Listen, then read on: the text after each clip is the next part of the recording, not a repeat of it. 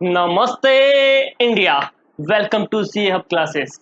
चलिए, तो last video जो हमने देखा था उसमें क्या था सर? उसमें हमने देखा कि कंसाइनर होता है, कंसाइनी होता है, ठीक है, गुड्स सेंड करता है। उसके बाद हमने देखा था सर कि उसमें कमीशन होता है, थ्री टाइप का कमीशन था। नॉर्मल कमीशन, डेलक्रेडिट कमीशन और ओवर राइटिंग कमीशन। उसके बाद सर हमने देखा लॉस भी हो सकता है, इन ट्रांजिट भी हो सकता है और एट गोदाम भी हो सकता है। तो इन ट्रांजिट हुआ है तो सिर्फ जितना वैल्यू गुड्स का लॉस हुआ है वो वाला, और उसमें प्रोपोर्शनेट कंसाइनर के एक्सपेंस होंगे बस। और अगर एट गोदाम हुआ है तो जितना वैल्यू गुड्स का लॉस हुआ है प्लस प्रोपोर्शनेट कंसाइनर के एक्सपेंस एंड यहाँ पे प्रोपोर्शनेट कंसाइनी के भी डायरेक्ट एक्सपेंस क्या होंगे, ऐड होंगे। ठीक है जी, क्योंकि वो गोदाम में पहुंच चुका है, इसकी वजह से ये हमने एबनॉर्मल लॉस निकालना सीखा था। अब उसके बाद अगर कोई इंश्योरेंस क्लेम मिला है तो वो लेस हो जाएगा और बाकी वाला नेट क्या बोलेंगे, लॉस बोलेंगे। अब इसके बाद हमने एक और चीज देखी थी, वो था वैल्यू ऑफ क्लोजिंग स्टॉक। वो कैसे निकालते हैं तो वो भी हमने समझा। ठीक है, वो सेम जैसे एबनॉर्मल लॉस एट गोडाउन निकाला, बस वैसा वो पूरा फॉर्मेट रहेगा आपका। ठीक है, तो हमने ये कैसे निकाला था? हमने निकाला सर जितना वैल्यू ऑफ क्लोजिंग स्टॉक है add proportionate expense of consignor add proportionate expense of direct expense of consignee. अब यहाँ पे जब proportionate direct expense of consignee निकाला तो हमने क्या, जितना कंसाइनी ने डायरेक्ट खर्चा किया है गोदाम में पहुंचने से पहले वाला खर्चा वो वाला, डिवाइड बाय जितना यूनिट उसको रिसीव्ड हुआ है वो वाला, क्योंकि एबनॉर्मल लॉस इन ट्रांजिट हो सकता है तो उसको यूनिट कम मिला होगा, तो ये चीज याद रखना, इनटू जितना अनसोल्ड स्टॉक है वो वाला। तो ये प्रपोर्शन मिल जाएगा और इस तरह से आपका वैल्यू ऑफ क्लोजिंग स्टॉक भी निकल जाएगा। उसके बाद हमने एंट्रीज करना सीखा, लेजर अकाउंट बनाए। तो यहाँ पे कंसाइनमेंट अकाउंट बनता है in the books of consignor और कंसाइनी अकाउंट, दो चीजें बनती है। और गुड्स एंड कंसाइनमेंट भी बन सकता है। अब हमने इसमें देखा कंसाइनमेंट अकाउंट में to goods and consignment, to cash और बैंक, कंसाइनर का एक्सपेंस, टू कंसाइनी, कंसाइनी के expense, to consignee commission, okay, और to bad if delivery commission is not given, ये सब चीजें थी। बाय में बाय कंसाइनी सेल्स का, बाय एबनॉर्मल लॉस जितना हुआ है, बाय इंश्योरेंस क्लेम अगर कुछ है तो, और बाय स्टॉक विद कंसाइनमेंट या कंसाइनमेंट इन्वेंट्रीज आप बोल सकते हो, वो होता है। तो आपको प्रॉफिट या लॉस मिल जाएगा। अब बात होती है कंसाइनी अकाउंट की, तो उसमें क्या था कि सर उसमें था कि अगर कोई ओपनिंग बैलेंस है तो ठीक है वो लिख दो, अदरवाइज जो सेल किया उसका पैसा आया तो आपने बोला कंसाइनी में आएगा टू कंसाइनमेंट जो सेल हुआ वो वाला। तो अगर कोई एडवांस दिया तो by cash, by bank, by bills receivable advance का। उसके बाद जो कंसाइनी के खर्चे हुए हैं वो बाय कंसाइनमेंट करके आ जाएगा कंसाइनी के अकाउंट में। और फाइनली आपका जो बचा हुआ है जो भी है वो उसको बैलेंस या तो भेज देगा, रेमिटेंस करेगा या क्लोजिंग बैलेंस देखेगा। ठीक है, ये चीज हमने देखी थी। तो आई होप यहाँ तक आपको समझ में आ गया होगा। अब चलते हैं आगे। तो हम इलस्ट्रेशन कुछ बात कर चुके हैं। देखो 1 2 मैंने आपको छोड़ा था, मैंने बोला बाद में करेंगे। 3 हम ऑलरेडी कर चुके हैं, 4th बाकी था, 5th हम ऑलरेडी कर चुके हैं। ठीक है, आज चलते हैं इलस्ट्रेशन नंबर 3 पे। तो आज जो हम करेंगे वो करेंगे इलस्ट्रेशन 3, सॉरी हो चुका है, इलस्ट्रेशन 4 पे चलते हैं। आज जो हम करेंगे वो करेंगे इलस्ट्रेशन 4। चलिए फिर तो पढ़ते हैं इलस्ट्रेशन 4 क्या है इसके बारे में। Vikram milk foods company limited और विक्रम फूड सेंड टू सुंदर stores Sonpuri 5000 KG of baby food packet. ठीक है, तो यहाँ पे देखिए कितने केजी का फूड पैकेज है, 5000 केजी का। ठीक है, तो 5000 केजी का फूड पैकेट है in 2000 tin of net weight of 1 kg and 6000 packet of net weight of 1.5 kg for sale on consignment basis. तो बहुत सारे लोग इसको पढ़ने में थोड़ा मिस्टेक करते हैं। देखिए टोटल जो आपके पास है गुड्स है वो है 5000 kg का। अब ये कैसे भेज रहा है वो जरा देख लो सर। तो ये भेज रहा है 2000 kg जो है वो कैसे भेज रहा है, वो भेज रहा है 1 kg 2000 tin of net weight 1 kg, तो 2000 टिन के हिसाब से भेज रहा है। तो ये बताइए इन 2000 टिन में क्या 2000 kg आ गया, बिकॉज एक टिन में कितना है 1 kg। ठीक है, तो 2000 kg ये हो गया। बचा हुआ है क्या बोल रहा है 6000 पैकेट। ठीक है, जिसमें आधा किलो है, हाफ kg है। तो बताइए 6000 में एक्चुअली कितना kg होगा, 3000 kg इन 6000 पैकेट। ठीक है, तो ये 6000 पैकेट हो गया आपका हाफ kg। तो इसका मतलब हाफ kg 6000 कितना हो गया, 3000 kg और 2000 ये हो गया। इस तरह से 5000 kg आपका पूरा हो गया है। तो आप देख सकते हो, इससे आपको पता चलेगा किसमें क्या हो रहा है। चलिए आगे चलते हैं। तो consignee commission was fix eight 5% of sale profit. कितना कमीशन है कंसाइनी का, 5% ऑफ सेल्स प्रॉफिट, जितना सेल हुआ उसका 5% निकाल दीजिए। The cost price and the selling price of the product price under. आपको कॉस्ट प्राइस और सेलिंग प्राइस दे रखी है। कॉस्ट प्राइस दे रखी है ₹10 1 kg टिन की, और हाफ के जी पैकेट का दे रखा है ₹6। इन्हीं का सेल प्राइस, इन्हीं का सेल प्राइस दे रखा है 15 और 7। चलिए, the consignment was booked on the freight to pay basis. To pay basis मतलब जिसके पास गुड्स पहुंच रहा है ना उसको पे करने का है, ठीक है। तो that is called to pay basis. तो यहाँ पे कौन पे करेगा? कंसाइनी पे करेगा। तो यहाँ पे कंसाइनी पे करेगा, कंसाइनी पे करेगा freight. And the freight charges came to 2% of selling value. कितना आपका ये फ्रेट चार्जेस आया है? सर ये आया है 2% ऑफ द सेलिंग वैल्यू। तो जितना आपने गुड्स भेजा है उसका सेल्स वैल्यू निकालना है। ये बड़ी इंपॉर्टेंट चीज है, आप इसमें मिस्टेक करते हो। जितना गुड्स भेजा उसका 2% सेलिंग फ्रेट होगा, जितना सेल हुआ उसका नहीं। जितना गुड्स भेजा उसका सेलिंग वैल्यू निकालो और उसका 2%। One case containing 50 kg was lost in transit. तो एक बेटा एबनॉर्मल लॉस हो गया तेरा 50 kg का, ठीक है। चलिए, and transport carrier admitted to claim 450, और उसमें इंश्योरेंस क्लेम इतना मिला है। At the end of the first half year the following information is gather from the account sales send by the consignee. Consignee ने ये आपको इन्फॉर्मेशन भेजी है कि मैंने 1500 kg सेल कर दिया है और 4000 पैकेट सेल किया, आधे के हिसाब से मतलब 2000 kg वो हो गया है। Store rent and insurance charges 600 उसका हुआ है। Find out the value of the closing inventory on consignment, तो वो तो हमको ऐसे भी निकालना पड़ेगा। शो द कंसाइनमेंट अकाउंट, ठीक है, and consignee account in the books of consignor यानी Vikram milk food company, assuming that the consignee had paid the amount due from him. Last में उसने पूरा अमाउंट पे कर लिया है, तो बैलेंस नहीं दिखाना है बस। चलिए फिर करें स्टार्ट। यस सर, करते हैं स्टार्ट।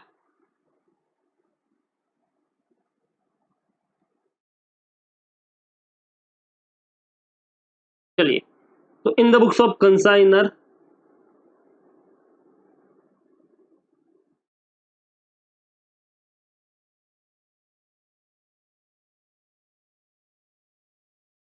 यहाँ पे कंसाइनर कौन है? Vikram foods limited. कौन सा अकाउंट बनेगा? कंसाइनमेंट।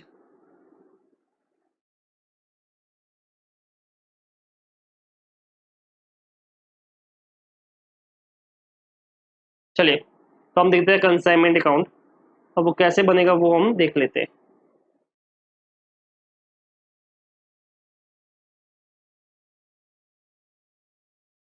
चलिए फिर, सबसे पहली चीज होती है to goods and non consignment. तो यहाँ पे देखिए,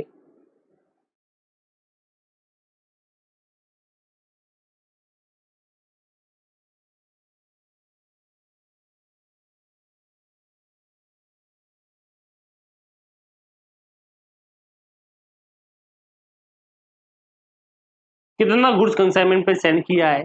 तो बताइए 2000 टिन्स की है जिसका 1 किलो वेट था, बराबर है। तो 2000 टिन एट 1 kg वाले, ठीक है। अब इनका कॉस्ट प्राइस क्या है? तो सर 2000 1 kg वाला ये रहा, इसका कॉस्ट प्राइस है 10 रुपीज, एट ₹10। तो इसका मतलब क्या ये 20,000 होता है? Yes sir. आगे देखिए, दूसरा भी है आपके पास। आपने भेजा है 6000 पैकेट,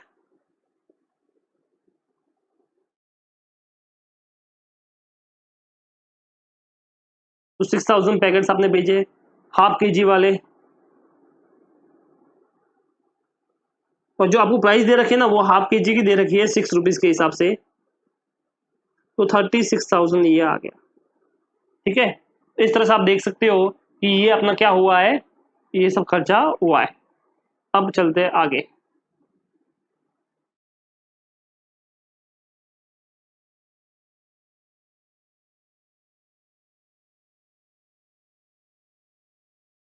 चलिए, अब देखते हैं आगे क्या हुआ है।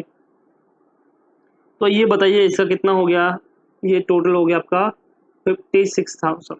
जो गुड सेंड किया उसका वैल्यू कितना हो गया? 56,000। अब यहाँ पे कंसाइनर ने कुछ भी खर्चा नहीं किया है, जो खर्चा किया वो किसने किया है? कंसाइनी ने किया है। तो यहाँ पे आ गया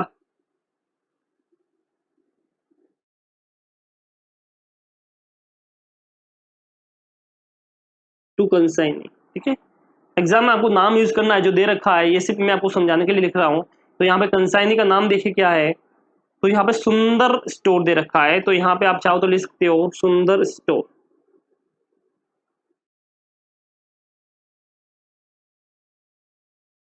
चलिए अब देखिए यहाँ पे सबसे पहली चीज जो आएगी वो आएगी फ्रेट की।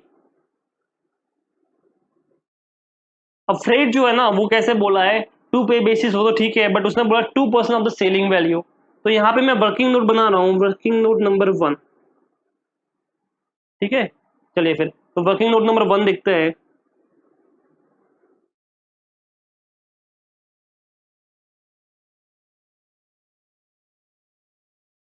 फ्रेट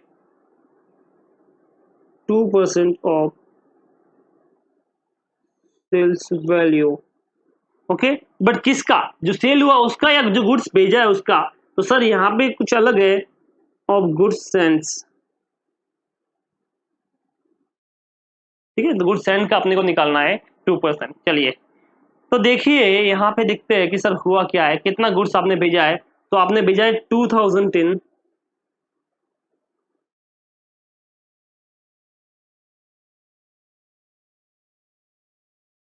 एट, बताइए एक का कितना था प्राइस, 10 रुपीज तो था कॉस्ट, और 15 था सेलिंग प्राइस। तो इसका था 15 के हिसाब से कितना आएगा, तो कीजिए 15 इंटू 2000, दैट इज योर 30,000 का वैल्यू। तो ये 30,000 आ गया। सेकेंड जो था आपका 6,000 पैकेट थे,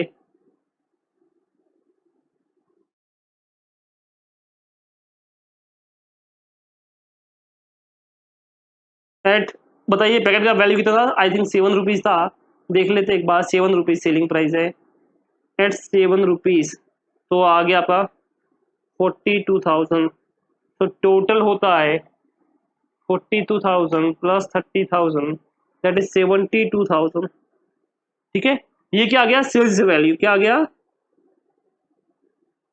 अब इसका निकालिए कितना परसेंट, 2% इंटू 2%, कमीशन आ गया आपके पास, सॉरी फ्रेट आ गया।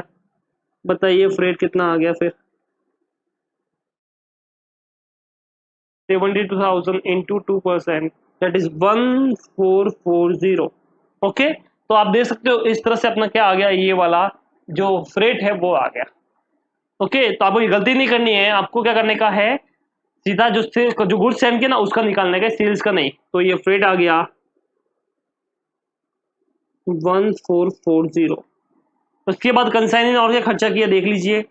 सर उसके बाद इसने जो खर्चा किया वो हम देख लेते हैं। इसने store rent and insurance charges का खर्चा किया है।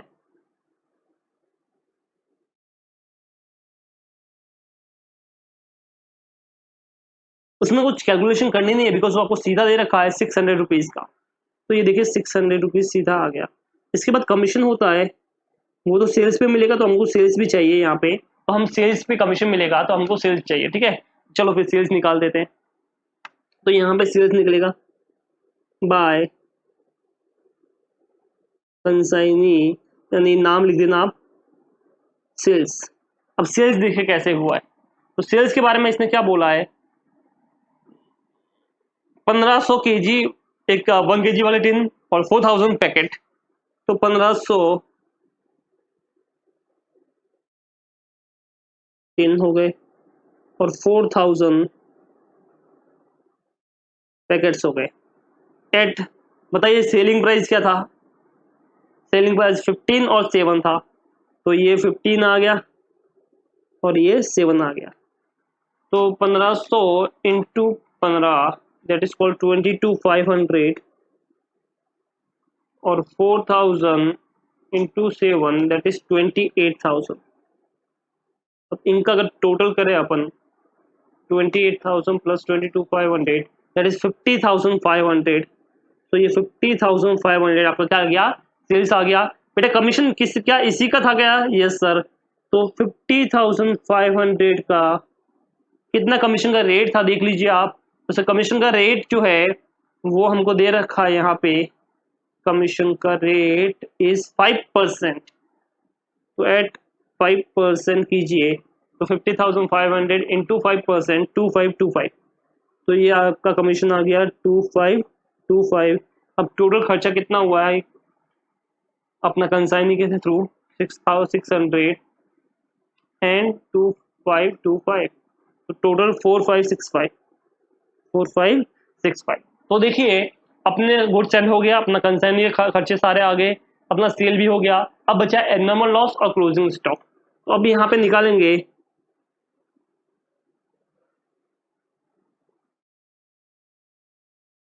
बाय एबनॉर्मल लॉस और बाय जो इंश्योरेंस कंपनी से भी आ रहा है इंश्योरेंस क्लेम, वो भी लिख दो, ठीक है। उसके बाद क्लोजिंग स्टॉक। तो अपन एबनॉर्मल लॉस निकालते हैं।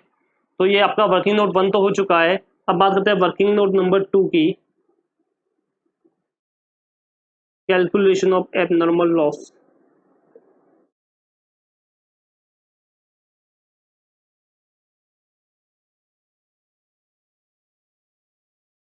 चलिए हम कैलकुलेशन ऑफ एबनॉर्मल लॉस देख रहे हैं, कैसे निकालते हैं। पहले ये बताइए कितना यूनिट का लॉस होता। तो आपने बोला था सर 50 केजी का, बराबर है। चलिए फिर देख लेते एक बार 50 केजी कहाँ पे दे रखा है। ये देखिए eight the end of the first half ये आपको दे रखा है, ये ऊपर देखिए 1 केस कंटेनिंग 50 केजी, ठीक है। 50 ब्रैकेट में लिखा है 1 केजी टीन, यानी 50 केजी हो गया। ये 1 केजी वाले की बात कर रहा है, तो हमको 1 केजी वाला चाहिए। चलो तो यहाँ पे हमको बात करनी है 50 टीन्स की।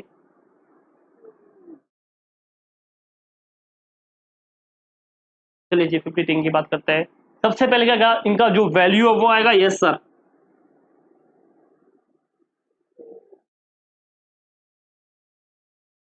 Value of loss unit. बताइए कितना था सर, 50 टीन था। और एक को कितने में लिया था, तो हम देख सकते हैं ऊपर भी हमने लिखा ही है 10 रुपए के हिसाब से, 10 रुपए पर केजी के हिसाब से। तो ₹10 पर केजी, यानी 500 हो गया। इसमें ऐड करेंगे कंसाइनर का, तो यहाँ पे कुछ भी खर्चा नहीं है तो कुछ भी नहीं आएगा, बट कंसाइनर का डायरेक्ट आएगा, और डायरेक्ट में सिर्फ एक फ्रेट है। तो यहाँ पे लिख देते कंसाइनी का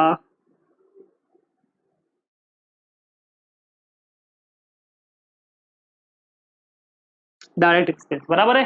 चलिए अब वो कैसे निकालना है, तो उसने बोला था 2% ऑफ द सेल्स वैल्यू ना। अगर मान लो 50 केजी है, 50 टीन था, तो 50 टीन था, 50 टीन था, तो उसका सेलिंग प्राइस कितना था, 50 टीन एट, उसका अगर सेलिंग प्राइस देखोगे 50 टीन का जो सेलिंग प्राइस था, क्योंकि फ्रेट था सेलिंग प्राइस पे, तो 15 रुपीज। तो 50 एट 15, बताइए ये समझ में आया क्या, क्या किया मैंने। 50 टीन था, अब फ्रेट बोला था सेल्स वैल्यू का परसेंट, ठीक है। तो हमको सेल्स वैल्यू निकालना पड़ेगा किसका, जितना गुड्स की हम बात कर रहे हैं। तो हम यहाँ पे बात कर रहे हैं 50 टिंग्स की, तो इसका सेल्स वैल्यू निकालना पड़ेगा। हम सेल्स नहीं कर रहे, बस सिर्फ सेल्स वैल्यू निकाल रहे हैं, ये समझिए। तो 50 टीन इसका 15 के हिसाब से सेलिंग प्राइस आ गया, तो 50 इंटू 15 दैट इज 750 इंटू, तो फेट था 2%, तो इसका 2% निकालिए, 15 आ गया, 15 आ गया। तो एक्चुअली में टोटल आपका कितना आ गया, 515 टोटल हो गया, माइनस जितना आपका इंश्योरेंस क्लेम मिला है। तो देखिए कितना इंश्योरेंस क्लेम मिला था आपको, 450 rupees.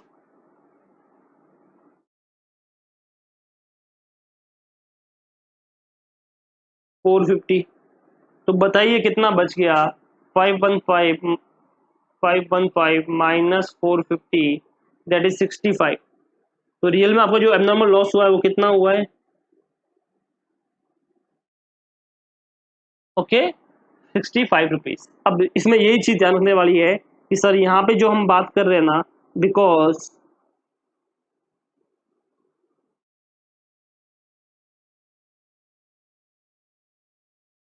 Trade is on sales value, क्योंकि यहाँ पे फ्रेड किस पे था, सेल्स वैल्यू का, सेल्स वैल्यू पे था। ये सिर्फ आपको समझने के लिए लिखा है, ठीक है। एग्जाम में ऐसा मत लिखना because freight is on sale value, आप सीधा लिख कर सकते हो अपना। चलिए सर यहाँ पे प्रपोर्शनेट नहीं किया क्या, वो डिवाइड बाय वो करना नहीं किया, क्यों, कि जो हमने लिया है वो उतने का ही लिया ना, प्रपोर्शनेट ही लिया है स्टार्टिंग से ही, स्टार्टिंग से ही अपने क्या किया है, प्रपोर्शनेट ही लिया है। ओके चलो आगे चलते हैं। तो ये आपका हो गया, एबनॉर्मल लॉस निकल गया। अब देखिए आगे, तो एबनॉर्मल लॉस आपका जो आया है वो आया है 65, और ये 450 का इंश्योरेंस क्लेम आया है। अब आएगा आपका बाय, क्या आएगा, बाय स्टॉक विथ कंसाइनमेंट, या इसे हम बोल सकते हैं कंसाइनमेंट इन्वेंट्रीज। तो by consignment inventories, okay, working note number 3। तो चलिए अब देखते हैं वर्किंग नोट नंबर 3। तो ये 1 हुआ, 2 हुआ, तो 2 तक तो हो चुके अपने, मैं इधर ही लिख देता हूँ।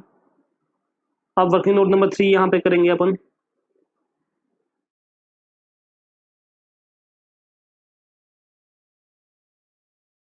Valuation of closing stock.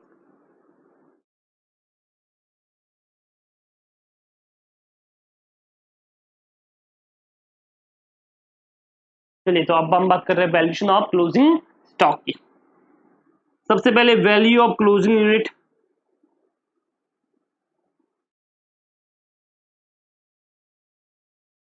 अपने को वो चाहिए। दो चीज थी, टिन था और क्या था आपका, पैकेट था।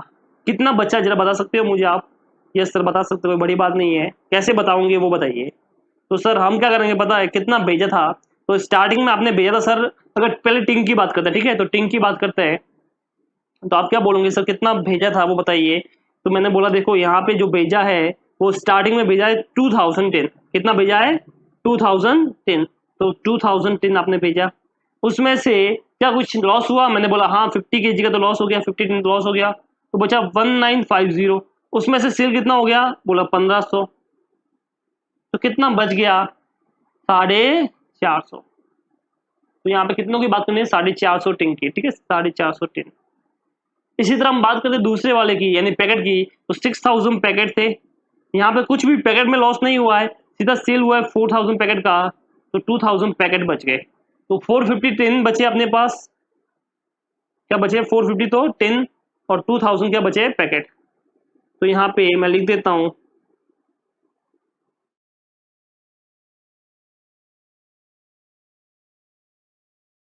450 टिन एंड 2000 पैकेट्स, ठीक है। चलिए फिर अब मैंने बोला था वैल्यू बताइए इनकी, वैल्यू ऑफ क्लोजिंग यूनिट, ठीक है, कितने में लिया था, कॉस्ट वैल्यू, यानी कॉस्ट की बात है, कॉस्ट ऑफ क्लोजिंग यूनिट। तो 450 टिन जो था वो आपने कितने में लिया, और 2000 पैकेट थे वो कितने की वैल्यू के थे, ठीक है। देखो आपको बार बार जाने की जरूरत नहीं, आप डायरेक्ट गुड्स एंड में जाइए, वहां पे हमने ऑलरेडी स्टार्टिंग में लिखा हुआ ही है, तो आप डायरेक्ट उसको रेफर कर सकते हो। तो ये देखिए 10 रुपए और 6 रुपए, ठीक है, दिख रहा है आपको 10 रुपीज एंड 6 रुपीज। तो ये 10 रुपीज और 6 रुपीज था, वो आप सीधा यहाँ पे लिख दीजिए, ₹10 एंड ₹6। तो 450 इंटू 10 कीजिए 4500, 2000 इंटू 6 कीजिए 12,000। तो टोटल आपका वैल्यू कितना आ गया, 16,500। कितना आ गया, 16,500। अब इसमें ऐड करोगे, कंसाइनर का कुछ एक्सपेंस है नहीं, कंसाइनी का जरूर है, ऐड करो कंसाइनी डायरेक्ट एक्सपेंसेस। अब वो एक ही चीज थी, वो थी फ्रेट, ठीक है। तो हमको क्या करने का है, 450 टिन जो है और 2000 जो पैकेट है उनका सेल्स वैल्यू निकालना है, और उसका 2% होगा। तो यहाँ पे हमको कुछ करना नहीं है, सिंपल से इनका सेल्स वैल्यू निकालो। तो यहाँ पे मैंने बोला sales value of closing unit into 2%, ये आपका फ्रेट ऐसा निकलेगा। तो बताइए सेल्स वैल्यू यहाँ पे कितनी है, तो आपने बोला सर सेल्स वैल्यू देखिए 450 की कितनी होगी और 2000 की कितनी होगी। तो 450 इंटू 2000 कीजिए, इनका सेल्स वैल्यू निकालिए, तो 15 और 7 आपका सेलिंग प्राइस था, तो इंटू 15 किया, इंटू 7 किया, बराबर। चलो 450 इंटू 15 6750, और 2000 इंटू 7 14,000। अब इनका आपने दोनों का ऐड किया 14,000 प्लस 6750, तो टोटल आ गया 20,750 इंटू इसका 2% निकाला, तो आया 415। बस यही आपका क्या होगा क्लोजिंग स्टॉक का वैल्यू। तो आपका गया 16,500 प्लस 415, तो आपको कितना मिलता है वो देख लीजिए। तो 16,500 प्लस 415 इज 16,915। तो बेटा मैंने ये लिख दिया इधर 16,915। बस अब हो गया आपका। अब निकाल दीजिए क्या प्रॉफिट या लॉस। तो इस तरह से यहाँ पे प्रॉफिट आ जाएगा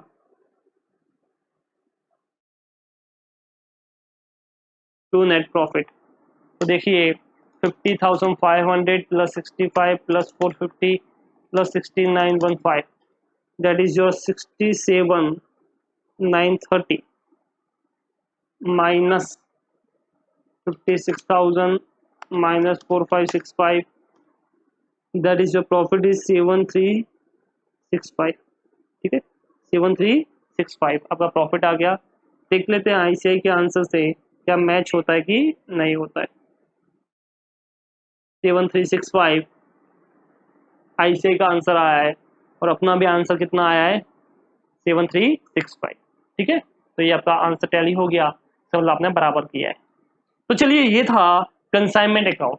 अब बचा कंसाइनी का अकाउंट। देखो वो बड़ा सिंपल सा है, यहाँ पे कुछ भी एडवांस नहीं है तो एडवांस की एंट्री आएगी नहीं। ऊपर कंसाइनमेंट में जहां जहां पे कंसाइनी का नाम आया है, कहाँ कहाँ आया सर, एक तो इधर आया सुंदर स्टोर, एक सुंदर स्टोर इधर आया है, दो जगह आया है। तो वो तो सुंदर स्टोर के लेजर में आएगा ही आएगा। तो ये देखिए ये यहाँ से ट्रांसफर होकर इधर आ गया और ये पूरा यहाँ पे आ गया और फाइनल वाला सेटलमेंट कर दिया तो अपने पास कैश में पैसा आ गया तो बाय बैंक लिख दिया 45935। तो कंसाइनिंग अकाउंट हमेशा सबसे सिंपल होता है, सिर्फ उसमें क्या करना है कंसाइनमेंट से जो आया वो लीजिए, प्लस आपको करना है बस एडवांस और फाइनल रेमिटेंस वाला, बस इतना ही होता है। ठीक है इस तरह से ये आपका था इलस्ट्रेशन नंबर 4। कुछ नहीं समझा तो मुझे कमेंट करके जरूर बताइएगा। चलिए फिर चलते हैं आगे। इलस्ट्रेशन 4 के बाद हम बात करते हैं इलस्ट्रेशन नंबर 6 की। बट उससे पहले हम देख लेते हैं कि क्या होता है जब कंसाइनर कौन कंसाइनर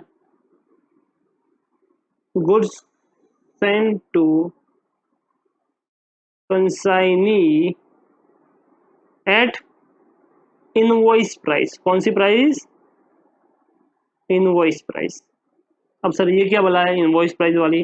तो आपको याद होगा स्टार्टिंग में मैंने बोला जब कंसाइनर कंसाइनी को गुड्स बेचता है तब एट कॉस्ट भी बेच सकता है और एट इनवॉइस भी बेच सकता है।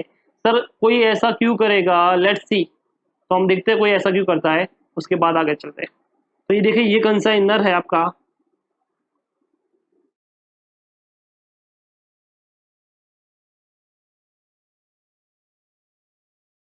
और ये आपका कौन है कंसाइनी है।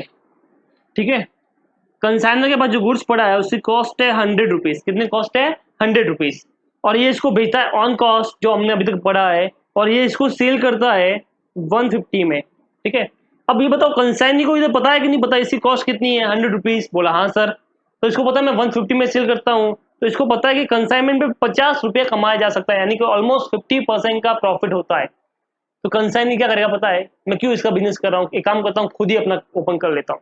ऐसा होगा कि नहीं होगा बराबर ना, जब प्रॉफिट ज्यादा दिखेगा तो क्या होगा वो खुद भी ओपन करने की कोशिश करेगा। तो अब इस केस में ये कंसाइनर जो है ना ये नहीं चाहता कि इसको पता चले कि मैंने कितने में परचेज किया है। तो जब ये इसको बेचता है ना तो ये ऑन कॉस्ट नहीं बेचता, इसको ऐसा नहीं बोलता इसको मैंने इतने में लिया इसकी कॉस्ट इतनी है। ये क्या करता है पता है डायरेक्ट इसको इनवॉइस प्राइस बोलता है। क्या बोलता है इनवॉइस प्राइस, यानी ये डायरेक्ट ये इसको 150 प्राइस में बेचता है। बोलता है मैं तो ये बिल भेज रहा हूँ 150 का, इसको 150 में सेल करने का है ऐसा। अब ये कंसाइनर कितने में सेल करेगा 150 में। ठीक है तो इसको थोड़ी पता चला कि ये 150 में सेल किया है, ये 50 रुपए में लिया था या 100 में लिया था या 10 रुपए में लिया था या 150 में लिया था। अब इसको कुछ भी आइडिया यहाँ पे नहीं होगा कि कितने में लिया था। ठीक है तो कभी कई कई बार ऐसा होता है कि कंसाइनर नहीं चाहता कंसाइनी को पता चले कि कितने में मैंने परचेज किया या कितना प्रॉफिट कमा रहा हूं।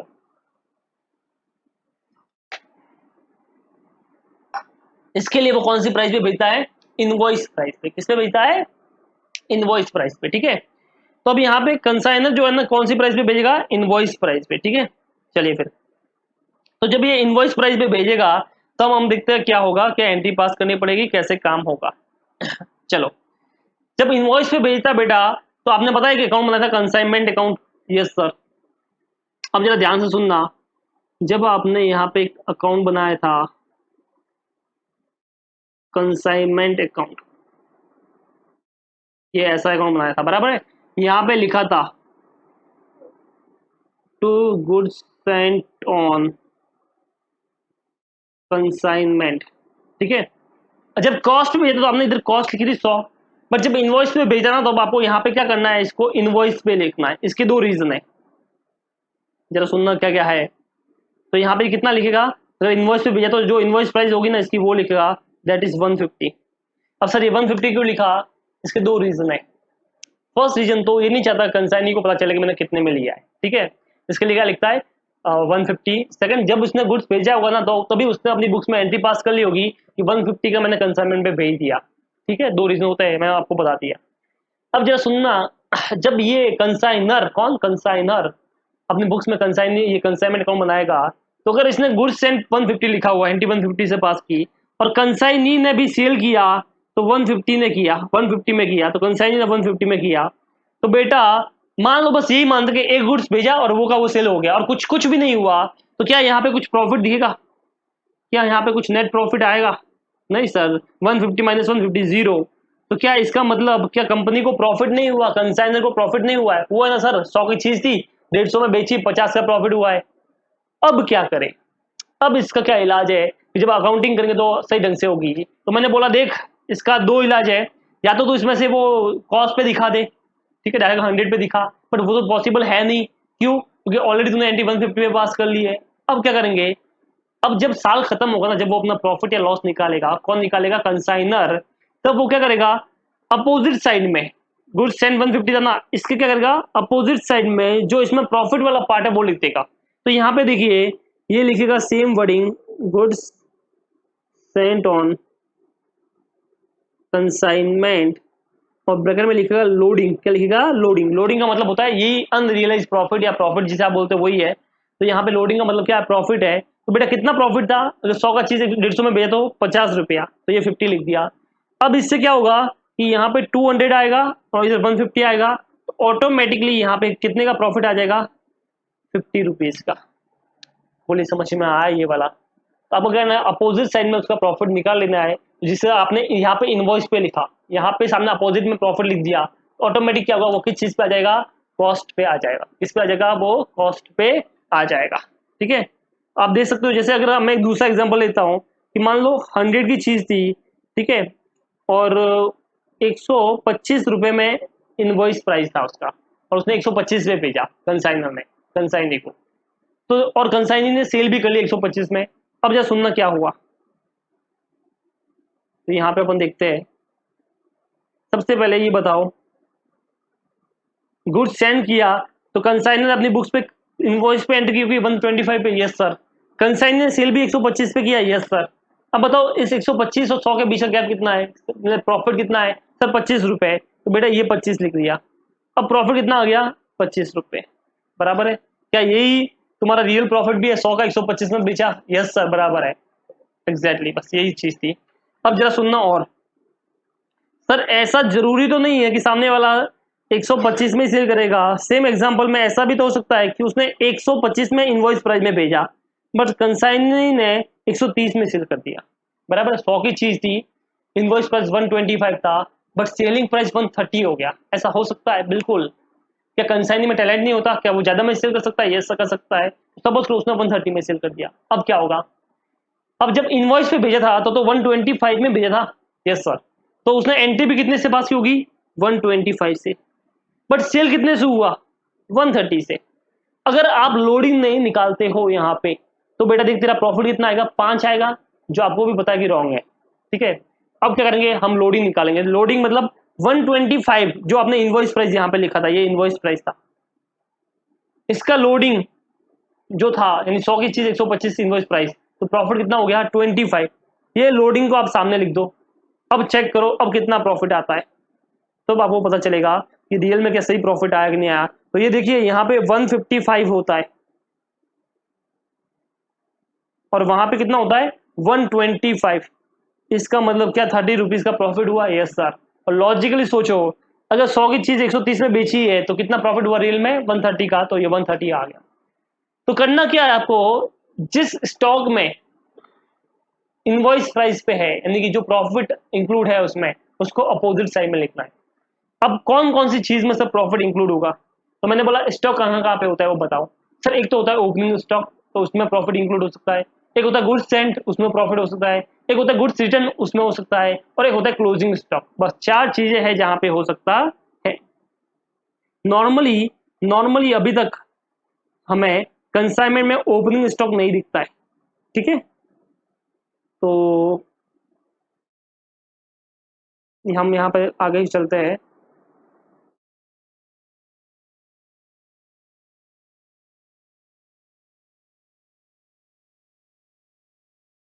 चलिए फिर आगे चलते हैं।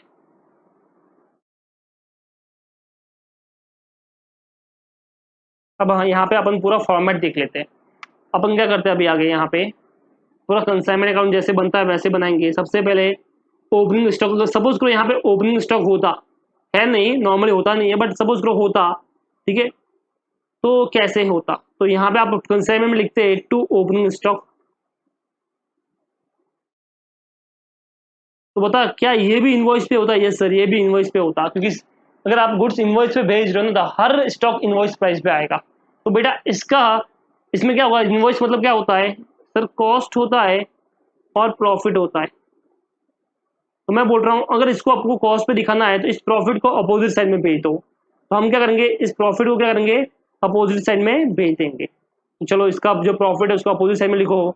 तो इसे लिखते हैं by stock reserve brought down. क्या लिखते हैं? By stock reserve brought down.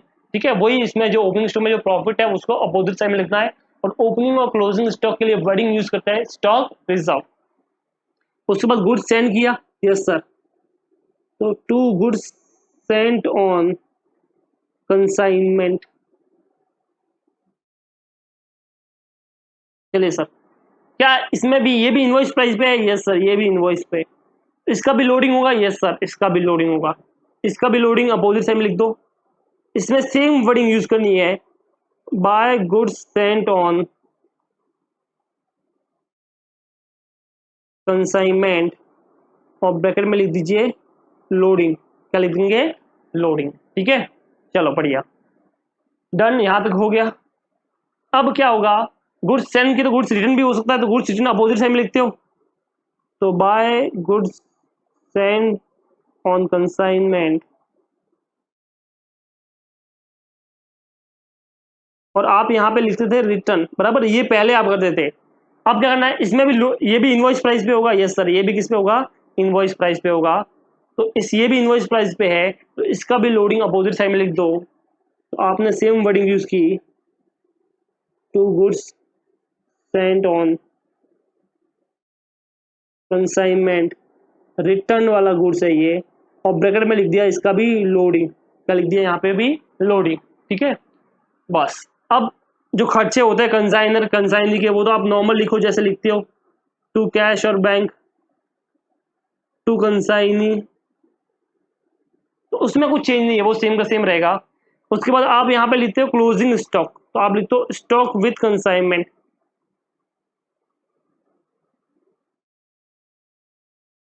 ठीक है, ये बेटा ये भी इनवॉइस पे आता है। इसका लोडिंग भी इधर लिखना पड़ेगा। मैंने बोला था आपको ओपनिंग और क्लोजिंग स्टॉक के लिए लिखिए टू स्टॉक रिजर्व और बाय स्टॉक रिजर्व। तो यहाँ पे आएगा सामने लिख रहे इसे टू स्टॉक रिजर्व, और ऑब्वियसली क्लोजिंग बेसिस सीडी लिख दिया। ठीक है, ये आपका प्रॉफिट आ गया। बस फिर अब जो होगा वो आपको रियल नेट प्रॉफिट आपको सामने मिल जाएगा। जो भी होगा प्रॉफिट तो इधर, और लॉस होगा तो बाय नेट लॉस। इस तरह से आपका ये क्या बनेगा, कंसाइनमेंट अकाउंट बनेगा। तो बड़ा सिंपल सा फंडा है, सिर्फ स्टॉक जहां पे आता है। अब स्टॉक कहां पे आएगा देख लीजिए एक बार, मैं हाईलाइट कर लेता हूं। तो यहाँ पे देखिए आप लोग,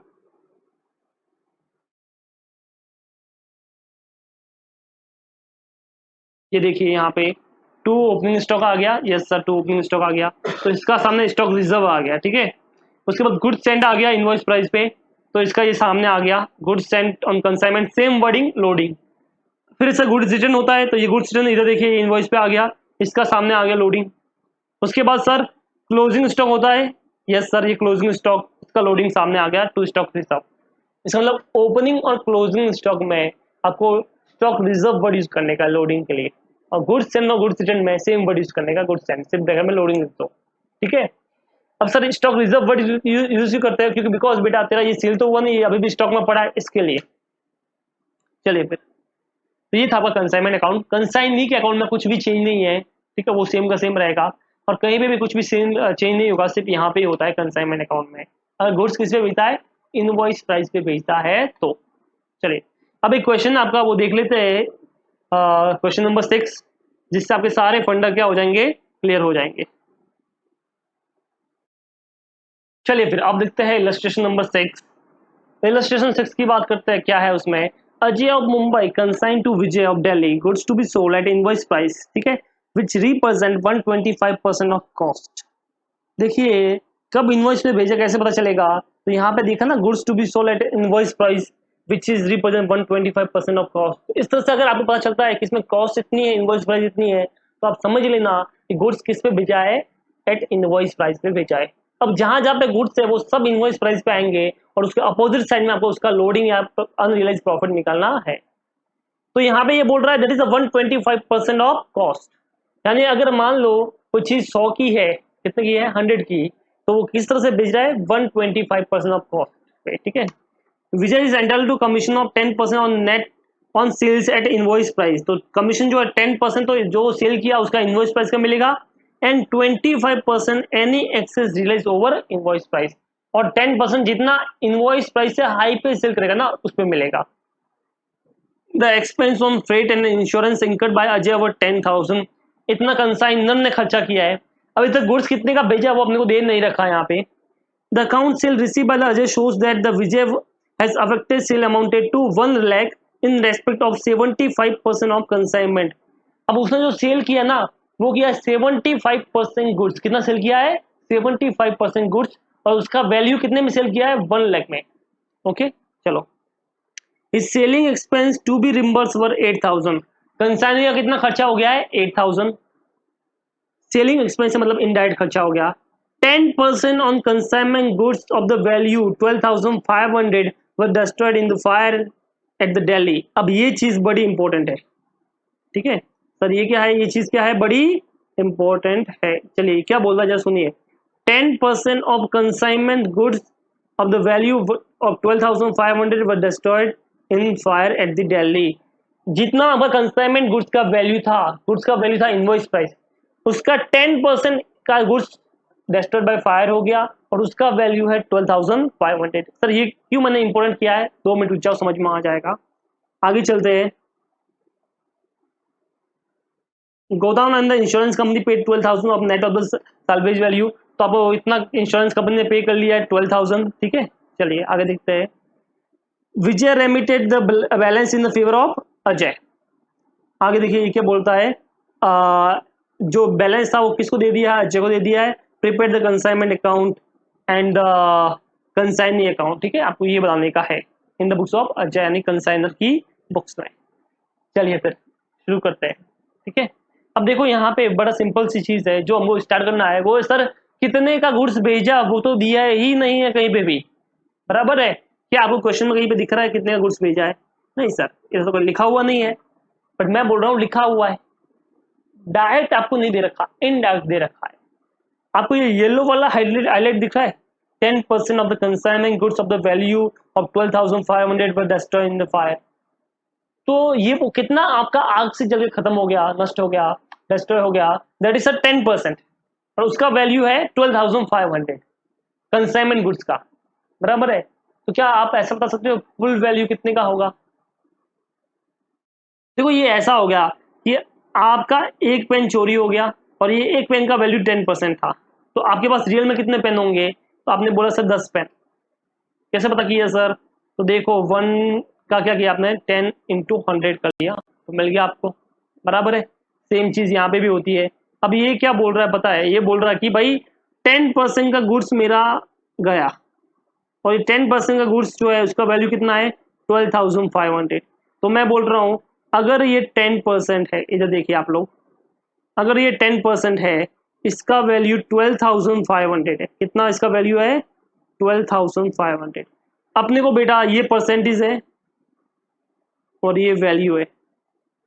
अगर 10% is 12,500 and I want 100% of consignment goods, तो कितना होगा? क्रॉस मल्टीप्लाई कीजिए, आपको आंसर मिल जाएगा, दैट इज 1,25,000। कितना होगा? 1,25,000। तो क्या मैं ऐसा बोल सकता हूँ मेरे गुड्स की इनवॉइस प्राइस कितनी है? 1,25,000। अगर 1,25,000 जो है, ठीक है, उसमें 25% प्रॉफिट इंक्लूड है कॉस्ट पे, ठीक है, मतलब ये एक्चुअली 125 के बराबर है। तो बेटा 100% के बराबर कितना होगा? तो मैं ऐसा बोल सकता हूँ 1,25,000 डिवाइड बाई 125 इंटू 100, तो आपको मिल गया 1,00,000। यानी जो गुड्स होगा उसकी कॉस्ट कितनी होगी? 1,00,000। ठीक है, चलो, तो आपको समझ में आ गया होगा मैंने क्या बात की है यहाँ पे। फिर से समझाता हूँ, सिंपल सी चीज है। 12,500 is 10% and what is the 100%? तो sir 1,25,000, that is called invoice price. इसे क्या बोलते हैं? Invoice price. चलिए पहले इतना समझिए, फिर हम आगे चलते हैं।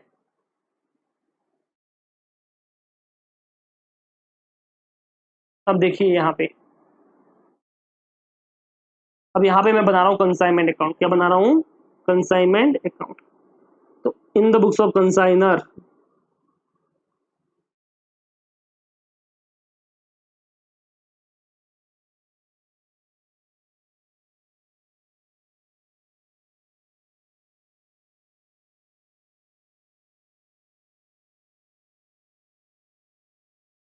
Consignment account,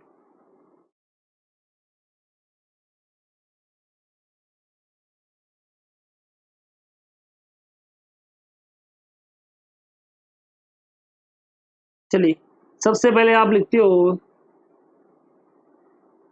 to goods sent on consignment. ठीक है, कितना बार आया था? 1,25,000 बराबर ये लिखा। मैंने बोला था जब भी गुड्स आएगा तो उसका लोडिंग आपको सामने लिखना पड़ेगा, तो यहाँ पे इसमें लोडिंग भी इंक्लूड होगा, तो आपने लिखा by goods sent on consignment.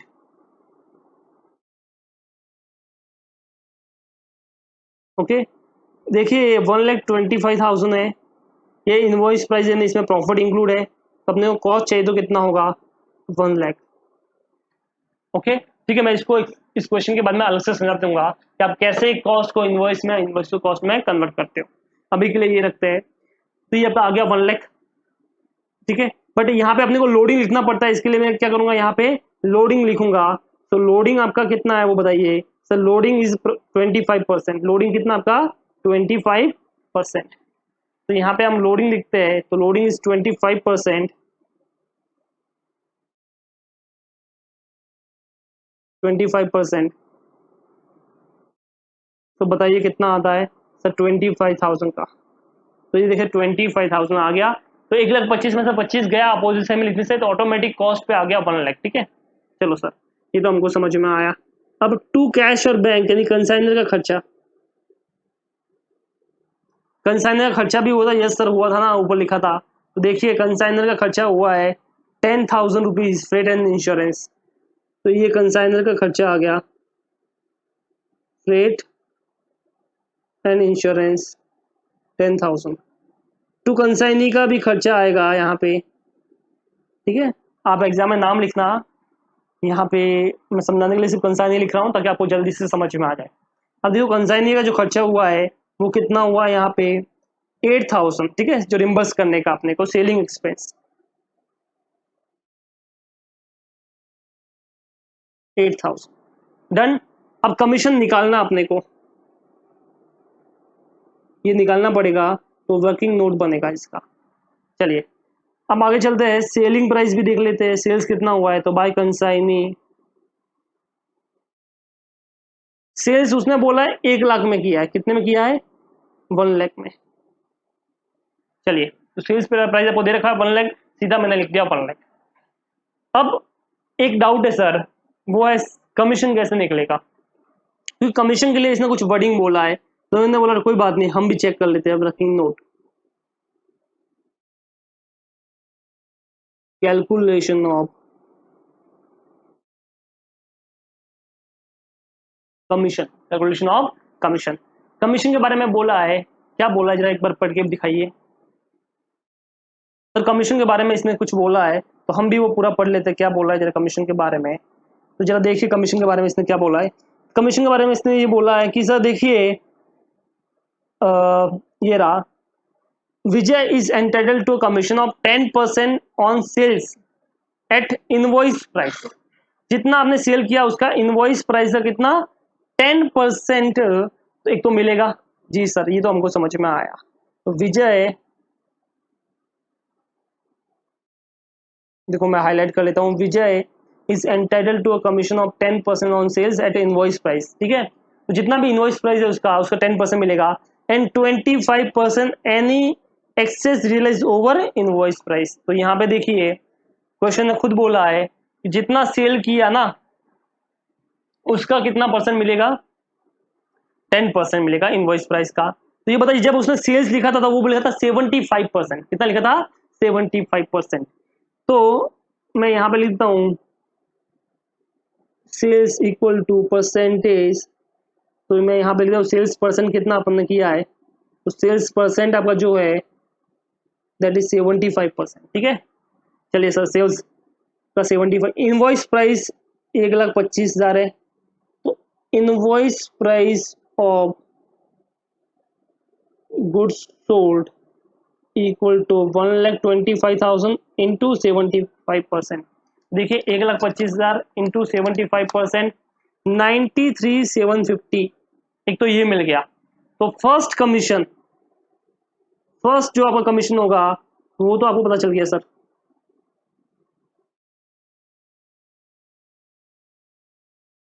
$93,750 into 10% इस 93,750। ये आपको फर्स्ट कमीशन मिल गया। ठीक है, सेकंड क्या बोला है, जितना एक्सेस किया है, बताओ एक्सेस कितना हुआ, तो एक्सेस वैल्यू निकाल देते हैं। एक्सेस एक आपने 1,00,000 का सेल किया है जिसका इनवॉइस प्राइस 93,750 होता था, ऊपर देखिए ये वाला निकाला आपने, तो कितने का एक्सेस हो गया, तो 93,750 माइनस 1,00,000, तो 1,00,000 में से आप माइनस कर लीजिए 6,250, ये एक्सेस किया है। अब एक्सेस पे कितना परसेंट कमीशन है वो बताइए। तो सर जो क्वेश्चन में दे रखा है वो है एक्सेस अमाउंट पे कमीशन है 25% ओवर इनवॉइस प्राइस। तो आपने इनवॉइस प्राइस से एक्सेस 25% कमीशन मिलेगा, 25% ऑन एक्सेस। तो 6,250 इंटू 25% इंटू 25%, 1,562.50, ये दूसरा कमीशन हो गया। ठीक है, तब टोटल कमीशन कितना हुआ,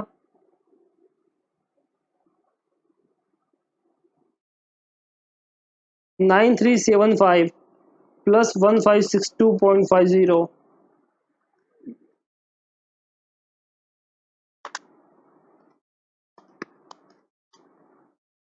10,937.50, ये आपका कमीशन आ गया। ठीक है, तो ये कमीशन में उधर अपन लिख देंगे 10,937.50। ओके, इस तरह से अपना क्या आ गया, ये कमीशन भी आ गया। चलो बढ़िया, सेल्स हो गया, गुड्स ये हो गया अपना। अब जो बचा है वो क्या बचा आपका, वो देख लीजिए। अब आपका लॉस भी तो होता, जी सर लॉस भी हुआ था हमारा। तो लॉस देखिए, लॉस को लिखिए यहाँ पे बाय एबनॉर्मल लॉस। कितना आपका एबनॉर्मल लॉस हुआ है, आपको बता दो एबनॉर्मल लॉस हमेशा यहाँ पे कॉस्ट पे आता है, हालांकि ये भी गुड्स है। तो बट देखो आपने सेल्स में से प्रॉफिट माइनस नहीं किया क्योंकि वो तो प्रॉफिट के लिए होता है, तो आपने सेल्स को हमेशा जो वैल्यू वही दिखाना है, उसमें से कभी लोडिंग मत निकालना सेल्स में से। अब एबनॉर्मल लॉस है ना, वो हमेशा कॉस्ट पे दिखता है, किस पे दिखता है, कॉस्ट पे। ठीक है, क्यों सर कॉस्ट पे क्यों दिखता है, तो जरा समझना। आपने एक फोन लिया बराबर है, वो फोन बेचने के लिए लिया है, आपने फोन लिया 10,000 में, बेचने के लिए अपना उसका प्राइस था 20,000। अब वो फोन टूट गया तो बेटा तेरा रियल में नुकसान कितना हुआ है, 10 का ही हुआ है ना, बस। तो ये हमेशा यहाँ पे एबनॉर्मल लॉस किस पे दिखता है, कॉस्ट पे दिखता है। ठीक है, चलिए, और बट उसमें एक्सपेंसेस इंक्लूड होंगे, जैसे नॉर्मल आप करते हो वैसे ही करने का है। तो फिर देख लेते हैं यहाँ पे एबनॉर्मल लॉस कितना हुआ है। तो कैलकुलेशन कीजिए एबनॉर्मल लॉस की। तो यहाँ पे देखिए working note number 2,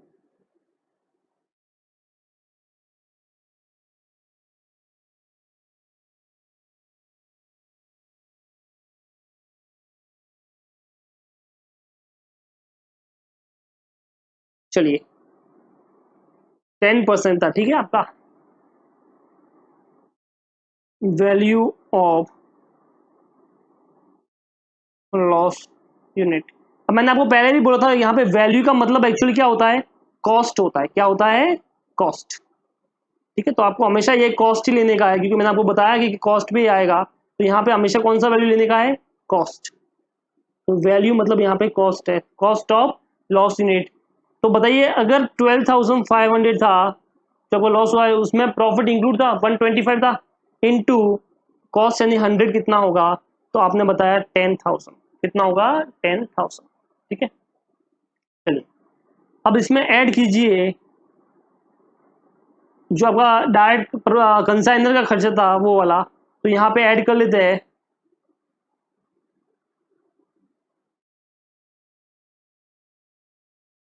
consignor expense. ठीक है, कितना होगा कंसाइनर का खर्चा, तो जरा देखिए बताइए मुझे कंसाइनर का कितना खर्चा आपने लिखा था।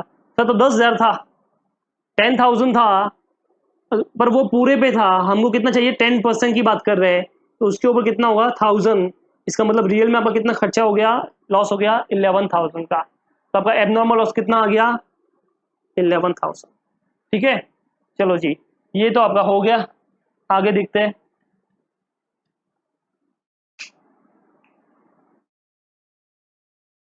आगे देखते हैं इसका। अब एबनॉर्मल लॉस आपका हो गया 11,000 का। ठीक है, चलो फिर आगे देखते हैं। अब बचा है क्लोजिंग स्टॉक का वैल्यू। क्या बचा है, क्लोजिंग स्टॉक का वैल्यू। चलिए फिर क्लोजिंग स्टॉक का वैल्यू देख लेते हैं।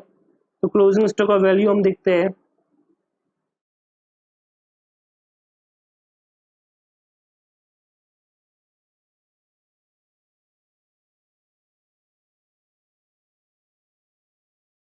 By stock with consign. अब वो कैसे निकालेंगे, जैसा अभी तक अपन ने निकाला है वैसा निकालने का है। तो वर्किंग नोट नंबर 3 आ गया,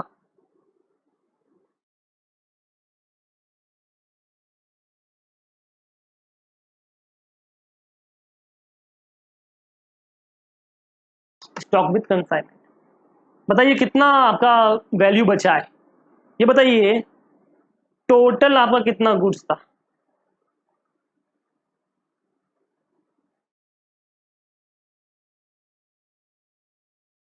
टोटल आपका 100% गुड्स था, बराबर है।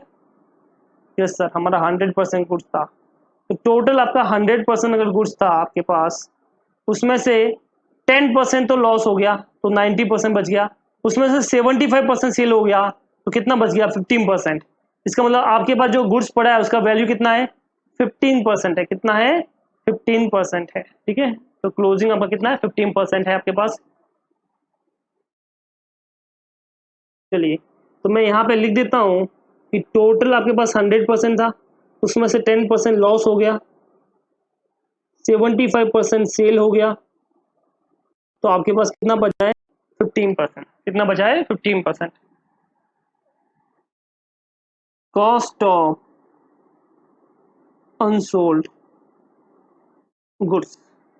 ठीक है, आप कॉस्ट निकालोगे, बट आपको तो पता है यहाँ पे क्लोजिंग स्टॉक इनवॉइस प्राइस भी आता है, तो हम क्या करते हैं, इसका क्या निकाल देते हैं, इनवॉइस प्राइस। ठीक है, दो वे से आप कर सकते हो यहाँ पे, या तो कॉस्ट पे करो या इनवॉइस पे करो, जैसे आपकी मर्जी है वैसे करो। तो जैसे सपोज करो मैं यहाँ पे इनवॉइस पे करता हूँ, तो मैं यहाँ पे इसको लिख देता हूँ invoice price, invoice price of goods sold. तो बताइए 1,25,000 था आपके पास, उसका 15% आपके पास होगा 1,25,000 का 15% स्टार्टिंग में आपने निकाला था 18,750। ठीक है, कितना आया, 18,750। तो ये तो इनवॉइस प्राइस हो गया। अब बता सकते हो इसमें कितना अनरियलाइज प्रॉफिट इंक्लूड है। तो अभी आपको करना क्या है, इसको बस ऐसे वर्किंग में कर लो कि इसमें सब प्रॉफिट कितना होगा। तो मैंने बोला 18,750 आपका जो है एक्चुअली ये 125 के बराबर है, तो इंटू 25 के बराबर कितना होगा, तो डिवाइड बाय 125 इंटू 25, इसमें आपका प्रॉफिट जो इंक्लूड है ना वो है 3750। कितना इंक्लूड है? 3750। ठीक है, चलो ये आपने अनसोल्ड निकाल दिया। अब इसमें ऐड कर लो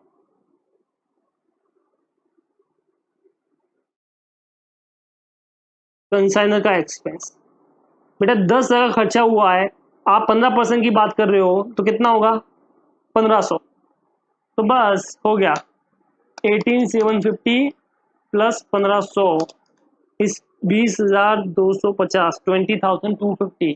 तो बताओ यहाँ पे कितना आपका आया closing stock?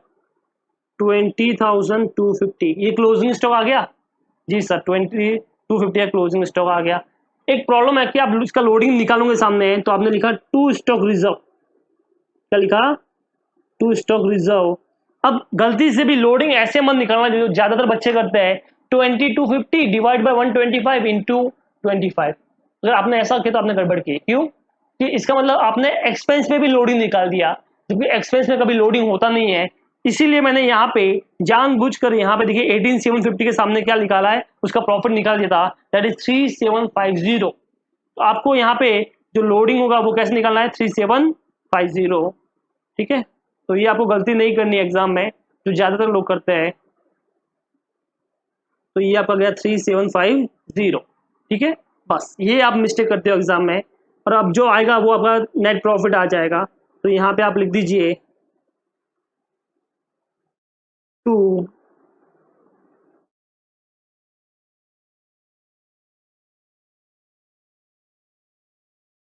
Net profit. Okay, अगर लॉस आया है तो बाय में आ जाएगा, बाय नेट लॉस।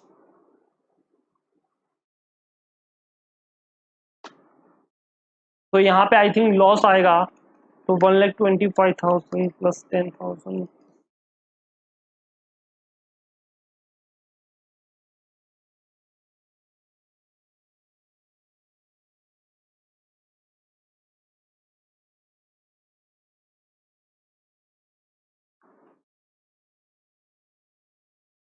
तो आपका लॉस आ गया है 1437.50, दैट इज एक्चुअली 1438। ठीक है, राउंड अप करेंगे तो ये देखो आपको मिल गया 1438।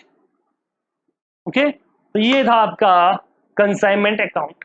और कंसाइनिंग अकाउंट आपको पता है क्या, एकदम सिंपल है। जहाँ पे नाम आए, एडवांस तो कुछ दिया नहीं है, तो जहाँ जहाँ पे विजय का नाम आया, ये नाम आया आपका विजय का, तो उसके अकाउंट में यहाँ पे आ गया, सेल्स आ गया। ये खर्चा इसका किया, कमीशन ने किया, दोनों यहाँ पे आ गया। और बचा हुआ इसका बैंक से आपने नोट डाल दिया, अज्यूम कर लिया कि वो पैसा उसको रेमिटेंस कर लिया, फाइनल रेमिटेंस। ठीक है, तो ये था आपका कंसाइनमेंट अकाउंट, जो था इम्पोर्टेंट, एग्जाम में ऐसा आ सकता है। ओके, चलो जी, तो यहाँ तक आप देख सकते हो। कुछ भी डाउट है तो यहाँ तक आप मुझे बता सकते हो।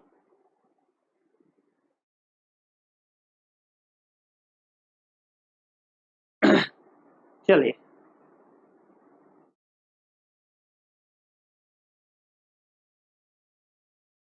ठीक है गाइस, तो ये था आपका क्या था, इलस्ट्रेशन नंबर 6। अब मैंने जैसा आपको बोला था कि सर ये कॉस्ट और ये कैसे निकालते हैं प्रॉफिट, देखो बड़ी सिंपल सी चीज़ है। अब हमको देखना है कैसे आप कन्वर्ट करते हो कॉस्ट को इनवॉइस प्राइस पे, या इनवॉइस प्राइस को कॉस्ट पे, या आप जो लोडिंग वाला पार्ट होता है ना, लोडिंग वाला पार्ट जो आपने निकाला, वो सर लोडिंग वाला पार्ट या अनरियलाइज प्रॉफिट कैसे निकालेंगे वो अपन देखते हैं। ठीक है, तो अपन देखते हैं।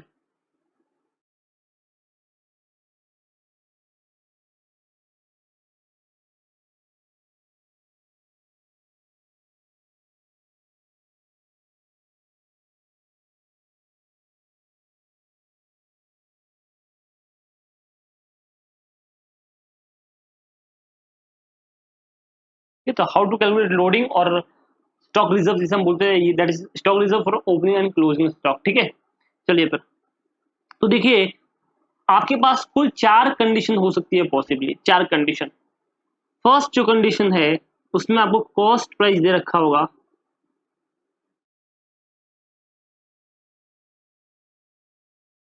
और जो रेट है वो दे रखी होगी, बट वो दे रखी होगी ऑन कॉस्ट।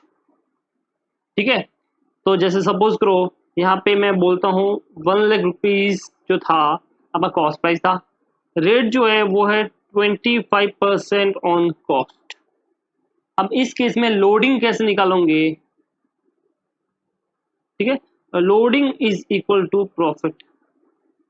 ओके, जितना इसमें इंक्लूड होता है, तो 1 लाख का 25% इक्वल टू सीधा का सीधा 25,000, बिकॉज कॉस्ट दे रखा है, कॉस्ट की रेट है, सीधा मल्टीप्लाई करो, आ गया। ठीक है, चलो जी, तो ये बताओ, अगर कॉस्ट तुम्हारी 1 लाख थी, अगर उसके ऊपर प्रॉफिट जो आप ऐड करते हो 25,000 करते हो, तो बेटा तेरा इनवॉइस प्राइस जो होगा वो कितना होगा? 1,25,000। ठीक है, ये आपकी फर्स्ट कंडीशन थी, इस तरह से आप निकाल सकते हो। तो मैं आपको एक फॉर्मूला बोलता हूँ, बड़ा सिंपल सी चीज है, जरा ध्यान से सुनना। Invoice price equal to cost plus profit. ठीक है, ऐसा ही होता है, या profit equal to invoice price minus cost. ठीक है, ऐसा भी बोल सकते हो। अच्छा ये बताओ, अगर दो चीजें पता है तो क्या हम तीसरी चीज निकाल सकते हैं? यस, निकाल सकते हैं। तो आपको एक तो एग्जाम में दी ही होगी, कॉस्ट या इनवॉइस प्राइस कुछ भी दे रखी होगी, आपको सिर्फ निकालना क्या है? दूसरी चीज यानी प्रॉफिट। तो अगर आपने प्रॉफिट निकाल दिया बेटा, ठीक है, और आपको कॉस्ट या इनवॉइस प्राइस पता है, तो आप दूसरी चीज आराम से निकाल सकते हो।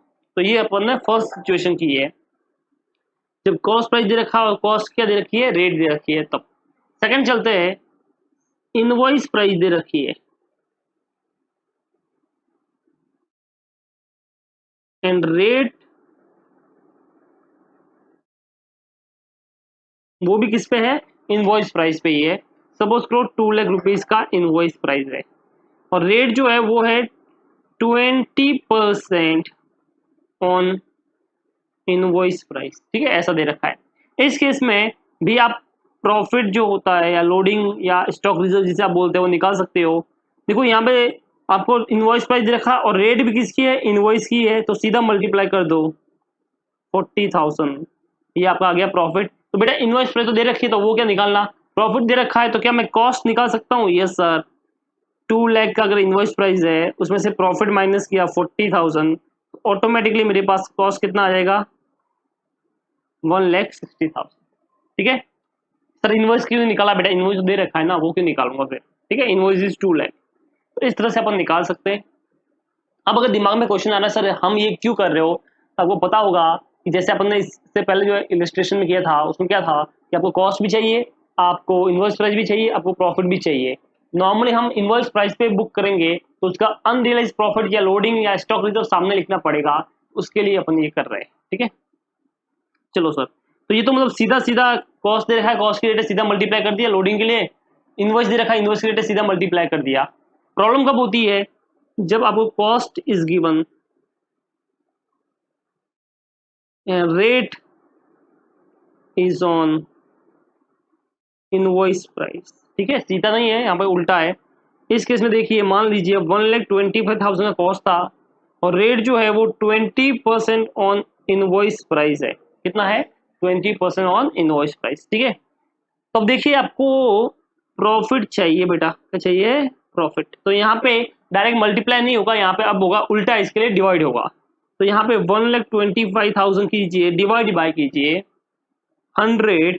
अब बताइए, यहाँ पे जो 1,25,000 आपकी कॉस्ट है, क्या वो इनवॉइस प्राइस की रेट देखिए, क्या वो इनवॉइस प्राइस है? नहीं सर। तो इसका मतलब ऑब्वियसली जो रेट है वो कम होगी, तो यहाँ पे माइनस कीजिए 25, इंटू कीजिए, अगर 25 किया तो बेटा तुझे मिल जाएगा तेरा प्रॉफिट। ठीक है, तो देखिए 1,25,000 डिवाइड बाय 75 इंटू 25, तो आंसर इज 41,667। ठीक है, दैट इज योर प्रॉफिट। तो बेटा प्रॉफिट पता है, तो क्या इनवॉइस प्राइस पता कर सकता हूँ? यस सर, अब इनवॉइस प्राइस निकाला जा सकता है। 1,25,000 प्लस 41,667, तो आपका इनवॉइस प्राइस आ गया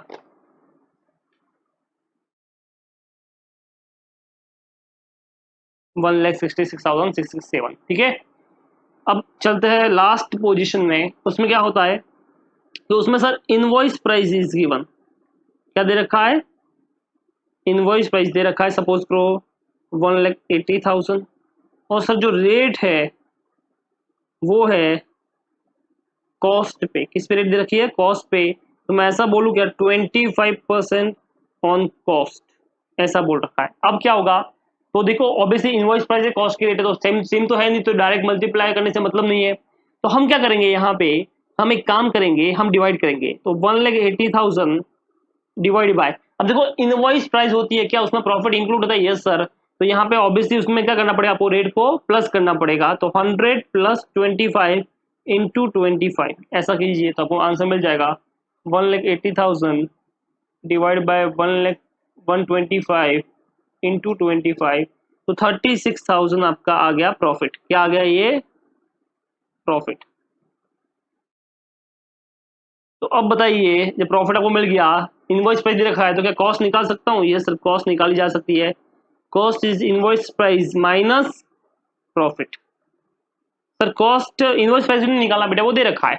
तो इनवॉइस प्राइस दे रखा था 1,80,000 माइनस प्रॉफिट आपने निकाला 36,000 का, तो बताओ कॉस्ट कितनी आएगी, 1,80,000 माइनस 36,000, तो 1,44,000। ठीक है, डन। ये बताइए, इससे पहले जो रजिस्ट्रेशन किया अपन ने, क्या क्या इसमें यही सीन था ना, कि अपने को इनवॉइस प्राइस तो अपन निकाल दी 1,25,000, रेट भी अपने को दे रखा था, दैट इज 125%, उसने बोला था, मतलब वो 25% उसमें प्रॉफिट इंक्लूड था, that is divide by 125 into 100 किया था, ओके, और इंटू 25 किया तो प्रॉफिट आ गया। बस वैसा ही है ये वाला। बस ये मैक्सिमम 4 कंडीशन ही हो सकती है, इसके अलावा कोई भी कंडीशन नहीं होगी। अच्छा एक बात बताइए, थोड़ा सा आगे एडवांस लेवल पे लेके चलता हूँ आपको, ठीक है, शॉर्टकट पे चलते हैं। ये बताओ, अगर तुम्हारे पास कॉस्ट दे रखा है और रेट ऑन कॉस्ट है, तो कुछ तकलीफ हुई क्या, नहीं सर। और इनवॉइस प्राइस दे रखा है और रेट भी किसकी है, इनवॉइस प्राइस पे है, तो कुछ तकलीफ हुई क्या, नहीं सर, डायरेक्ट मल्टीप्लाई कर दिया। तकलीफ तब होती है जब उल्टा, कॉस्ट दे रखा है इनवॉइस की रेट है, इनवॉइस दे रखा है कॉस्ट की रेट, तब है। तो अगर मैं आपको ऐसे समझा दूं कि अगर मान लो आपको कॉस्ट दे रखा है, आपको क्या दे रखा है, यहाँ पे देखिए कॉस्ट दे रखा है, ठीक है, यहाँ पे देखिए सर्कल में कॉस्ट दे रखा है और इनवॉइस प्राइस की रेट है। अगर मैं आपको ये समझा दूं कि इस इनवॉइस प्राइस की रेट को आप कन्वर्ट कर सकते हो कॉस्ट की रेट में, तो ये सेम हो जाएगा ना ऊपर वाला जैसा, तो सीधा आ जाएगा, यस सर, तो बड़ा मजा आ जाएगा, सिंपल हो जाएगा। तो अब समझिए वो कैसे कन्वर्ट करते हैं। तो हम पढ़ रहे हैं conversion operate,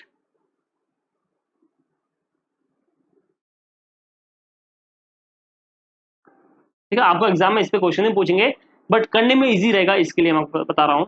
conversion of rate देखो कैसे करते हो। अगर आपको कॉस्ट दे रखा है और आपको रेट चाहिए इनवॉइस की, क्या चाहिए, इनवॉइस की। देखो वैसे तो बहुत सारे वे हैं निकालने के, पर मैं आपको सबसे शॉर्टकट वे दिखा रहा हूँ, सबसे शॉर्टकट। कॉस्ट की कोई भी रेट हो ना, उसको आप है ना डिवाइड में लिखिए। जैसे मान लो 25% कॉस्ट का रेट है बेटा, बराबर है, तो 25% कॉस्ट का रेट है, क्या मैं उस 25% लिखूं या फिर मैं उसे 1/4 लिखूं, बराबर होता है। सब समझा नहीं भैया, 25% यानी 25 डिवाइड बाई 100, अब इसको काट कितना होता है, 1/4 होता है कि नहीं होता है, यस सर। तो हमको ऐसा समझ में आता है, 1/4 न्यूमरेटर डिनोमिनेटर में समझ में आ जाता है, तो 1/4 तो क्या। तो बेटा देख, जब तू इनवॉइस का निकालेगा ना, तो तुझे करना क्या है, ऊपर वाला सेम रख, ऊपर वाला सेम रख, नीचे वाले में ऊपर वाला ऐड कर ले। तो 1 + 4 कितना होता है, 1/5 होता है, कितना होता है, 1/5 होता है। तो ऐसा बोलूं क्या, 1/5 इक्वल टू 20%, 1/5 इक्वल टू 20%। तो कैसे निकाला, 1 यानी कि यहाँ पे 100 और 5 निकाल दिया, तो बेटा कितना हो गया, 20%। ठीक है, चलो जी, बढ़िया, हमको समझ में सर आ गया। इसी तरह अगर मान लो 1/5 ऑफ द कॉस्ट है, तो बेटा वो 1/6 ऑफ द इनवॉइस होगा। 1/7 ऑफ कॉस्ट है, तो वो 1/8 ऑफ इनवॉइस होगा। अगर 2/5 है, तो 2 को तो कॉमन रखिए, नीचे डिवाइड में क्या करेंगे अपन, 7 कर लेंगे, ठीक है, 5 + 2 7। 2 डिवाइड बाई 9 है, तो बेटा 2 डिवाइड बाई 11 कर लो। इस तरह से आपको करने का है। तो जरा अपन ने जो ऊपर वाला क्वेश्चन किया था उसको चलते हैं। तो ये बात देखिए, ये तो इसमें कुछ इश्यू है नहीं, कॉस्ट का दे रखा, कॉस्ट की रेट है, कोई प्रॉब्लम नहीं है, यहाँ पे भी कोई प्रॉब्लम नहीं है। अब जरा इसको देखिए, शॉर्टकट वे निकालते हैं, ठीक है। तो यहाँ पे जरा ध्यान से देखिएगा आप लोग, 1,25,000 25% ऑन इनवॉइस प्राइस बराबर है। 25% को इनवॉइस प्राइस, अगर मैं इसको कॉस्ट में कन्वर्ट कर लूँ और कॉस्ट दे रखा है, तो मेरे लिए इजी हो जाएगा, यस सर। तो 25% ऑफ इनवॉइस प्राइस, ठीक है, तो मैंने यहाँ पे लिखा, देखिए यहाँ पे मैंने लिखा कॉस्ट कितना होता है और इनवॉइस प्राइस कितना होता है, बराबर है। अगर इनवॉइस प्राइस 125% है, यानी 1/4 है, कितना है 1/4 है, बराबर है। तो आपको पता है कॉस्ट में के लिए, जैसा आपने कॉस्ट पे इनवॉइस के लिए प्लस किया था, तो इनवॉइस से कॉस्ट के लिए माइनस करना पड़ेगा, तो बेटा ये 1/3 होगा। कितना होगा 1/3 होगा, ठीक है। तो देखो अगर आप 1,25,000 का 1/3 करते हो, क्योंकि अब देखो जैसे आपने 1/3 निकाल दिया, 1/3 इज परसेंटेज ऑन कॉस्ट, तो बेटा अब तुझे 1,25,000 दे रखा है क्या कॉस्ट, इंटू उससे कॉस्ट का रेट 1/3 कर ले, सीधा आंसर मिल गया 1,25,000। करो जरा 1,25,000 डिवाइड बाई 3, सीधा आंसर आया कि नहीं आया 41,667, सीधा आंसर आ गया, ठीक है। अब देखिए जो नीचे वाला चलता है जो अपन ने किया था, तो ये देखिए इनवॉइस प्राइस दे रखा आपको और रेट है ऑन कॉस्ट की, तो बेटा इनवॉइस प्राइस दे रखा, अगर मैं इसको इनवॉइस में रेट में कन्वर्ट कर लूँ तो मेरा काम इजी हो जाएगा। तो आपको पता है एक होता है कॉस्ट, एक होता है इनवॉइस प्राइस, बराबर है। अब जब ध्यान से सुनना, आपको यहाँ पे कॉस्ट दे रखा है 25%, को मैं क्या बोल सकता हूँ 1/4, क्या बोल सकता हूँ 1/4, तो 1/4 of cost is 1/5 of invoice. अब बता इनवॉइस प्राइस मिल गई, इनवॉइस रेट मिल गई, इनवॉइस प्राइस मेरे पास है, क्या डायरेक्ट कर सकता हूँ, यस सर डायरेक्ट कर लो। 1,80,000 इंटू 1/5 कितना होता है करिए, 1,80,000 डिवाइड बाई 5 36,000, तो क्या 36,000 आया कि नहीं आया, आ गया सर। कितना इजी हो गया ना आपके लिए, सिंपल सा वर्ड है। रेट अगर सेम है तो प्रॉब्लम है नहीं, सीधा मल्टीप्लाई कर दो, सीधा आंसर आ गया। अगर अलग अलग दे रखा है तो आप उस रेट को कन्वर्ट कर लो, और कन्वर्ट करना तो बड़ा सिंपल है। अगर कॉस्ट से इनवॉइस पे पहुंचना है, अगर कॉस्ट से इनवॉइस पे पहुंचना है, देखिए 1/4 तो 1/5 कर लिया, और इनवॉइस से कॉस्ट पे पहुंचना है यानी 1/5 से 1/4 पे पहुंचना है तो माइनस कर लो, सिंपल। इस तरह से आप रेट कन्वर्ट करके क्या निकाल सकते हो, ये सब चीजें कर सकते हो। तो इसमें लाइफ में कभी आपको प्रॉब्लम आएगा ही नहीं, ये कन्वर्जन करने का, कितना प्रॉफिट इंक्लूड होता है वो सब करने का, ठीक है। तो ये चीज ये सिंपल सी चीज थी जो आपको आनी चाहिए, ठीक है। अब देखते हैं कंसाइनर की बुक्स में, कंसाइन की बुक्स में एंट्रीज। अब हम देखते हैं एंट्रीज क्या होगी।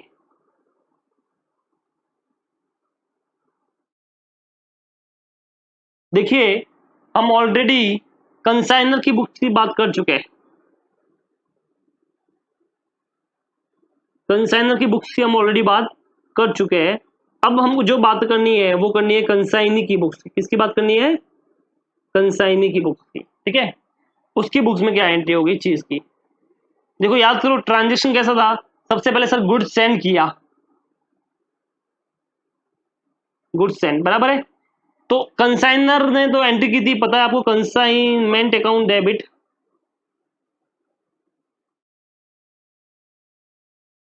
टू, क्या किया था, गुड्स सेंट ऑन कंसाइनमेंट। यहाँ पे कुछ भी एंट्री नहीं हुई, कंसाइन उस चीज की कोई एंट्री करेगा ही नहीं, उसका तो गुड्स है नहीं, तो बेचारा वो किसी की चीज की एंट्री पास करेगा। अब ये लॉजिकली सोचिए ना, बेटा मान लो जरा सुनना, मेरी कोई चीज है, बराबर है, और मैंने आपको दी सेल करने के लिए, बेटा जाए उस सेल करके आ, तो तू उस गुड्स देने की कोई एंट्री पास करेगा, नहीं कर सकता तो, ठीक है। मेरे पास 10 लैपटॉप है, आप मेरे पास आए, मैंने बोला ये ले बेटा 10 लैपटॉप ले, और वो सामने जो बंदा खड़ा है उसको दे के आ जा, बांट के आ जा, तो तुम लेने की एंट्री कुछ पास करोगे क्या, नहीं कर सकते, क्योंकि तुम्हारा है ही नहीं वो गुड्स, तुमको उसी कोई एंट्री पास नहीं करनी है। चलो बढ़िया। तो अगर गुड्स सेंड की एंट्री नहीं हुई है तो बेटा रिटर्न की एंट्री भी होगी क्या कंसाइन की बुक्स में, नहीं सर वो एंट्री भी नहीं होगी, तो गुड्स सेंड की भी नहीं होगी तो गुड्स रिटर्न की भी नहीं होगी, ठीक है। अब उसके बाद क्या था, सर कंसाइनर ने खर्चा किया,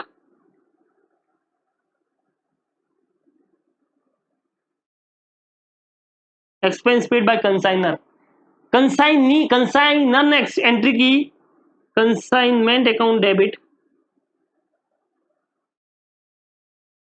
टू कैश और बैंक,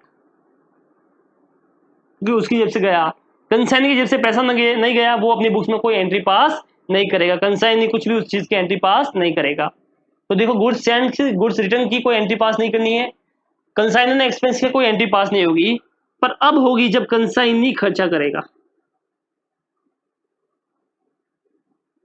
जब कंसाइनी खर्चा करेगा तो कंसाइनर तो एंट्री करता है consignment account debit to consignee, बराबर है, वो तो हमने ऑलरेडी देखी हुई है तो उसके बारे में बात नहीं करते, हम बात करते हैं कंसाइनी अपनी बुक्स में क्या करेगा। तो ये बताओ कंसाइनी की जेब से तो पैसा गया है, तो टू कैश और बैंक तो लिखेगा बिकॉज उसकी जेब से क्या गया है, पैसा गया है। अब क्या ये उसका खर्चा है, नहीं सर ये तो उसका खर्चा है ही नहीं, समझो सर ये क्या आप बोल रहे हो, जरा सुनना, ठीक है। ये कंसाइनर था,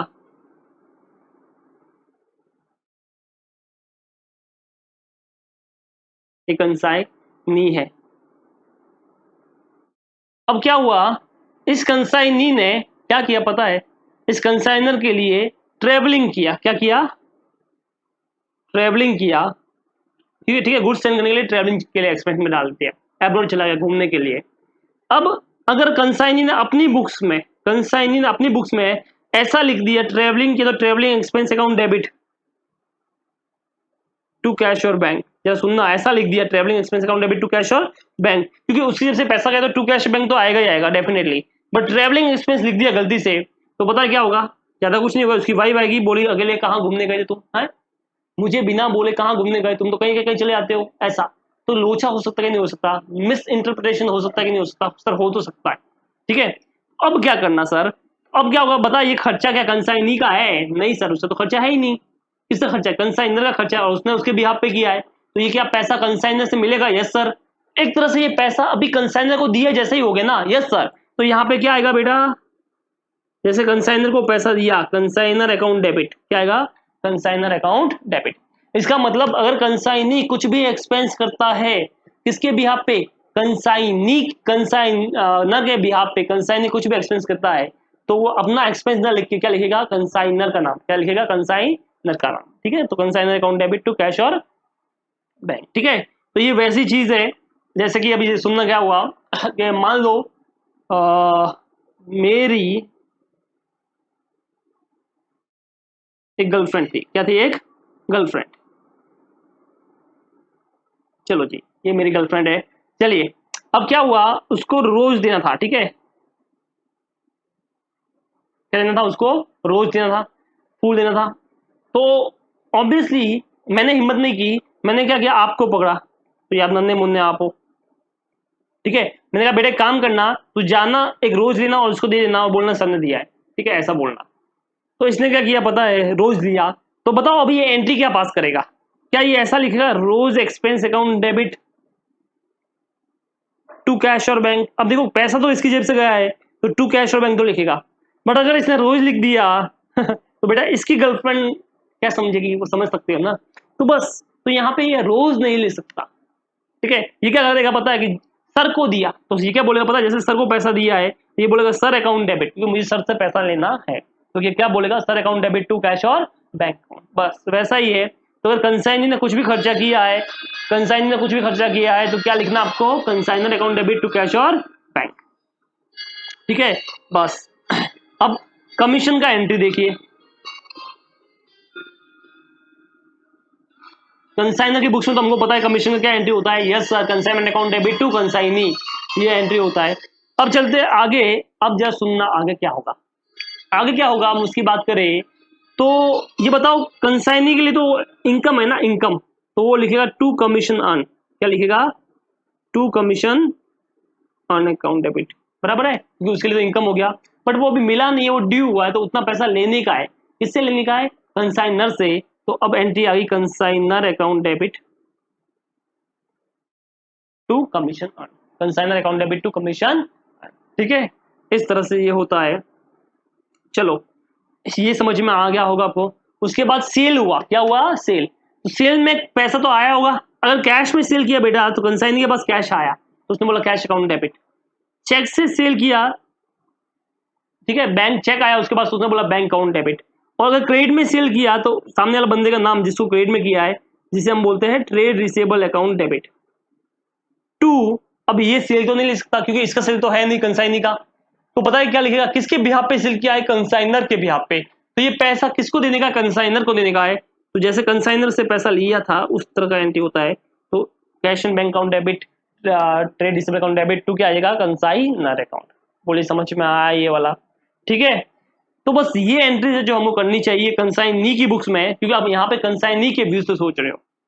अब एक समझो बेड डेप्स की बात करते हैं, ठीक है, बेड डेप्स कैसे होगा कि सर डायरेक्ट क्रेडिट कमीशन देता है बेड डेप्स पे, ठीक है, ये नहीं देता है, सपोज करो नहीं देता है पहले, और बेड डेप्स हो गया, तो अब ये ट्रेड रिसीवेबल जो तुमने दिखाया था क्रेडिट सेल पे, क्या अब उसका पैसा आएगा, नहीं आएगा सर, तो हटाने के लिए क्रेडिट कर लो, तो आपने क्रेडिट कर लिया बैड डेब्ट्स होने पे, ट्रेड रिसीवेबल अकाउंट डेबिट। अभी बेटा ये बैड डेब्ट्स तेरा तो है नहीं जो तूने लिख दिया बैड डेब्ट्स, तो ये बैड डेब्ट्स तो तू लिख नहीं सकता। ये बैड डेब्ट्स जो ये सेल किया तो किसके नाम पे लिखा था? कंसाइनर के नाम पे। अभी भी किसके नाम पे लिखोगे? कंसाइनर के नाम पे। Consignor account debit to trade receivable, ठीक है। अगर bad debts direct credit commission नहीं मिल रहा है तो। अंडरस्टूड। और सपोज करो मिल रहा है बेटा, तो यहाँ पे क्या करना है पता है? अगर डायरेक्ट क्रेडिट कमीशन मिल रहा है तो आपको कुछ नहीं करना है, सेम एंट्री रहेगी। सिर्फ ये बताओ जो आपको कमीशन था वो कमीशन कम हो गया आपका, ठीक है। तो यहाँ पे आपका आ जाएगा commission earn account debit to direct credit commission, sorry to trade receivable. तो क्या आएगा? Trade receivable. बस इतना है जो आपको करना है। किसकी बुक्स में? कंसाइनी की बुक्स में। याद ना, बुक्स की बात कर रहे हैं, बुक्स की। तो कंसाइनर की बुक्स अलग होती है और कंसाइनी की बुक्स अलग होती है। कंसाइनर की बुक्स में कंसाइनमेंट अकाउंट बनता है, कंसाइनी अकाउंट बनता है और गुड्स सेंड ऑन कंसाइनमेंट बनता है। बट अगर कंसाइनी की बुक्स की बात करें ना, तो उसमें क्या आएगा पता है? उसमें ये एंट्री जो हमने की है वो आएगी। तो उसमें गुड्स सेंड की, गुड्स रिटर्न की नहीं आएगी, ओपनिंग स्टॉक क्लोजिंग स्टॉक की एंट्री नहीं आएगी। सिर्फ कंसाइनी ने खर्चा किया वो आएगा, कंसाइनी का कमीशन आएगा। Yes sir. कंसाइनी ने जो सेल किया वो आएगा, ओके। और अगर डायरेक्ट क्रेडिट कमीशन मिलता है तो बैड डेब्ट्स का आएगा। बस इसके अलावा कुछ भी नहीं आने वाला है यहाँ पे, ठीक है। आई होप आपको समझ में आ गया होगा यहाँ पे कि हम किसकी बात कर रहे थे यहाँ पे? कंसाइनी की बुक्स की, ठीक है। अब एक क्वेश्चन आपको दे रखा है मॉड्यूल में ही, इलस्ट्रेशन नंबर 2, वो अपन देख लेते हैं, ठीक है। सिंपल सा क्वेश्चन है, बहुत कम एग्जाम में पूछते हैं, तो उसको देख के अपन उस इलस्ट्रेशन को करते हैं। चलिए फिर सिर्फ आपका बचा जो है वो है इलस्ट्रेशन नंबर 2। अब वो बात करनी है कंसाइनी की बुक्स में। किसकी बात करनी है? कंसाइनी की बुक्स में। तो कंसाइनी की बुक्स बड़ी सिंपल सी है। वो क्या ट्रीटमेंट करेगा? वो गुड्स सेंड गुड्स रिसीव का कुछ नहीं करेगा, ना वो क्लोजिंग स्टॉक का ट्रीटमेंट करेगा। वो कितना पैसा आया कितना पैसा गया उसके हिसाब से करेगा। अब वो कैसे बोलता है जरा देख लो। जब सबसे पहले ये हो सकता है उसने कुछ एडवांस भेजा होगा। क्या किया होगा उसने? तो हम यहाँ पे देख लेते हैं इन द बुक्स ऑफ कंसाइनी।